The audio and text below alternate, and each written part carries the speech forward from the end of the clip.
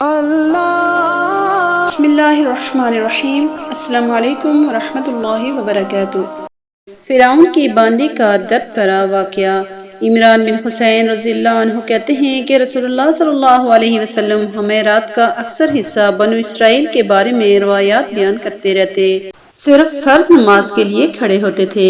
سیدنا عبداللہ بن عباس رضی اللہ عنہما سے مروی ہے کہ رسول اللہ صلی اللہ علیہ وسلم نے فرمایا، اسراء والی رات کی بات ہے، مجھے بڑی پاکیزہ خوشبو محسوس ہوئی۔ میں نے کہا، اے جبریل، یہ پاکیزہ خوشبو کیسی ہے؟ اس نے کہا، یہ ماشطہ باندی فرعون اور اس کی اولاد کی خوشبو ہے۔ میں نے کہا، اس کا واقعہ کیا ہے؟ جبریل علیہ السلام نے فرمایا، ایک دن وہ فرعون کی کسی بیٹی کی کنگھی کر رہی تھی۔ اچانک ہی جب کنگھی اس کے ہاتھ سے گری تو اس نے کہا، بسم اللہ۔ فرعون کی بیٹی نے کہا، بسم اللہ میں اللہ سے مراد میرا باپ ہے؟ اس نے کہا، نہیں، بلکہ اس سے مراد میرا اور تیرا رب اللہ ہے۔ ایک روایت میں ہے، اس سے مراد میرا اور تیرا وہ رب ہے جو آسمانوں میں ہے۔ اس نے کہا، کیا میں اپنے باپ فرعون کو یہ بات بتا دوں؟ اس نے کہا، جی بالکل۔ بس اس نے اس کو بتا دی۔ اس نے اپنی اس مسلمان باندی کو بلایا اور کہا، اے فلانا، کیا میرے علاوہ بھی تیرا کوئی رب ہے؟ اس نے کہا، ہاں، بلکہ میرا رب بھی ہے اور تیرا بھی، اور وہ اللہ ہے۔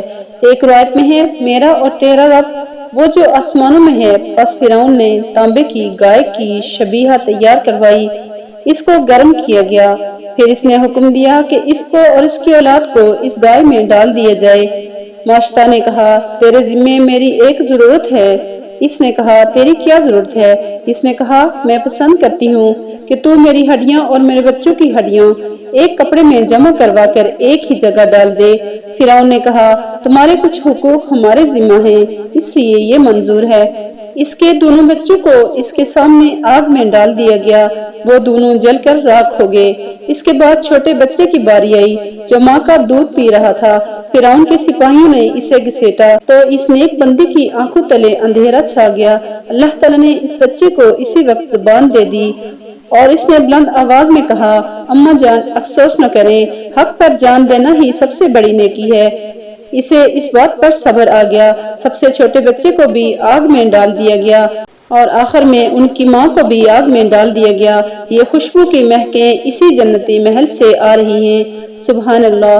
جن کے دلوں میں ایمان پختہ ہو جائے وہ موت سے گھبرایا نہیں کرتے۔ اللہ تعالیٰ نے فرعون کی باندی کو فرعون سے نجات دلائی اور جنت میں اعلیٰ مقام عطا فرمایا، اور اس کی قبر کی خوشبو اللہ تعالیٰ نے رہتی دنیا تک باقی رکھی۔